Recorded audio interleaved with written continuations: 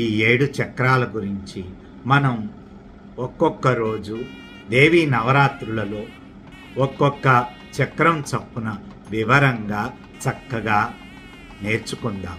అయితే ఈ జ్ఞానం అనంతం, సముద్రంతో సమానం.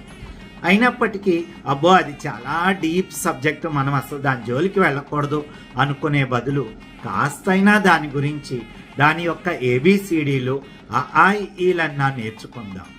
ఈ చక్రం అని ఎవరన్నా ఒకళ్ళు మాట్లాడుతూ ఉంటే ఓహో అప్పుడు మనం కాస్త విన్నాం కదా దీని గురించి అన్నటువంటి జ్ఞానమన్నా మనకి కలగాలి.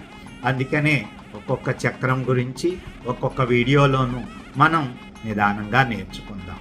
ఆ చక్రాన్ని ఎలాగ మనం అలైన్మెంట్ చేసుకోవచ్చు, ఆ చక్రం డిస్టర్బ్ అయితే ఏ కష్టాలు వస్తాయి, కొన్ని చక్రాలు డిస్టర్బ్ అవడం వలన కొన్ని రకాల రోగాలు వస్తాయి, కొన్ని చక్రాలు డిస్టర్బ్ అవడం వలన కొన్ని రకాల విపత్తులు ఆపదలు వస్తాయి, కొన్ని చక్రాలు సరిగ్గా పనిచేస్తూ ఉండడం వలన మనకి మంచి చురుకుతనము, మంచి ఆలోచన శక్తి వస్తుంది.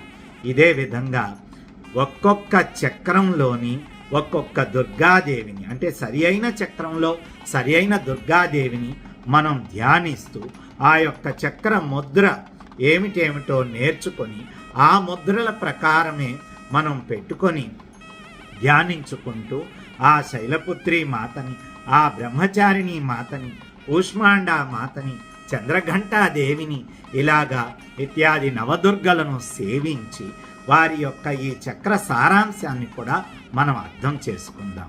ఈ దేవీ నవరాత్రులలోని ఈ చిన్న ప్రయత్నం మనం చేద్దాం.